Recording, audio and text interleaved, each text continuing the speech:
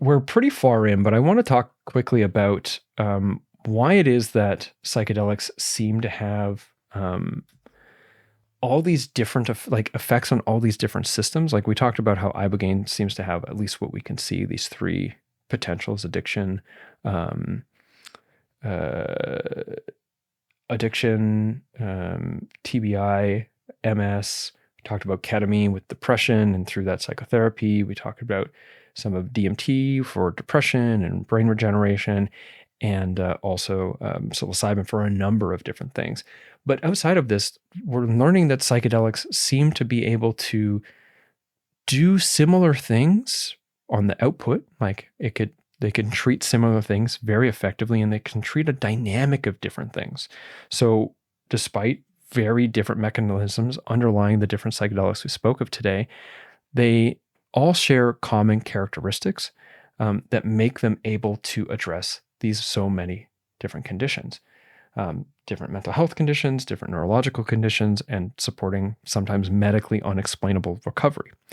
Now, those mechanisms that are generally shared across all of them is decreases in neural inflammation. So we talked earlier about how neural inflammation can have a detrimental effect on brain rehabilitation, and it can also cause degradation of neural tissues, basically neuronal death through oxidative stress. And that all of the psychedelics seem to reduce neural inflammation, which would theoretically at least reduce damage and increase the likelihood of rehabilitation. But on top of this, they also seem to all in some way or another increase neuroplasticity and perhaps neurogenesis. Effectively, now we've sort of put the fire down, allowed rehabilitation to happen, producing further damage, protecting from further damage, while also giving on the neurological level the opportunity for people to create new pathways or utilize the pathways that are there in their firing differently to allow rehabilitation, be it through mental illness or learning how to move your arm again after stroke, whatever it might be, such that we can lay new foundations for how the brain works, such that it can not only heal itself, but we can functionally redevelop capacities in life, be them mental, emotional capacities or physical capacities. And with terms of neurogenesis, perhaps even generating new neurons in different areas in the brain, which would allow, of course, for further networking, scaffolding to happen if we have new sort of points upon which that we can link networks together, new centers for connection. They also all support psychological flexibility. We've been talking about the neurological side of things here.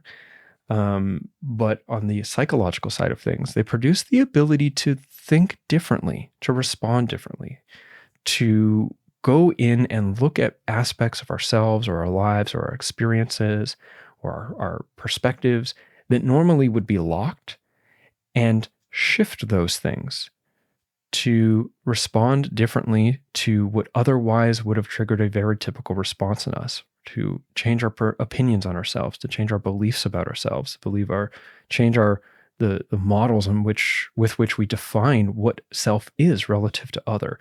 This kind of psychological flexibility is absolutely necessary in making any kind of change in life, especially when it comes to making changes in our mental health, which is one of the reasons why they can be so effective in a bunch of different mental health conditions, and even on a spiritual or sort of non-psychiatric therapeutic place in our lives to make changes to better our lives and better ourselves.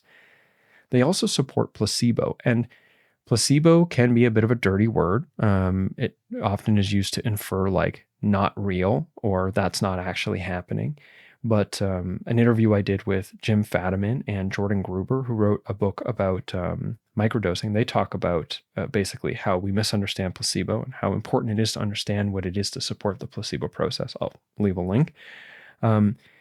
They talk about, and I agree, is that the placebo effect basically is to say, we have a positive effect that isn't necessarily tied to like physical intervention. So if someone takes a sugar pill and they get better, you don't go, oh, well, that doesn't count because it was just a sugar pill. Like we go, oh, damn, something about the change in their mind produced a positive output. To say that psychedelics support the placebo effect is not to say that psychedelics are placebo. They're clearly not. There's absolutely effects happening, and we can track them exactly to like, this is happening, and here's their outcome psychologically and neurologically. But they can support the placebo effect in the sense that the changes that they engender in neuroplasticity and neurogenesis and psychological flexibility and neuroinflammation make it so whatever it is that underwrites the placebo process that allows people to change their mind and generate greater health as a consequence, seemingly untied to the direct effects of the physical molecule that we're imbibing, it supports that, or at least it can. And finally, they all have the central mechanism of what I call experiential medicine. In this sense, we say medicine not as the molecule itself, but as like the thing that heals. Medicine is the thing that heals. And experiential medicine is the experience itself can be healing. You know, if we just completely let go of all of the neurological possibilities, all the sort of neurological correlates of healing that can happen, if I am in an experience where I am able to directly connect with, to directly experience, I'm okay. Life is beautiful. And before that, the only thing I could experience is I'm not okay. Life is awful, and I hate myself, and I hate my life, and I want to die. And I have the experience.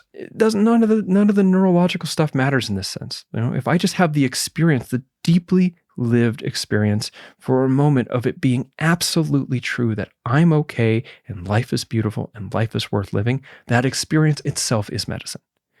So that's kind of an extreme example, but all of these psychedelics share the common central mechanism of also experiential medicine, generating experiences that themselves can be healing.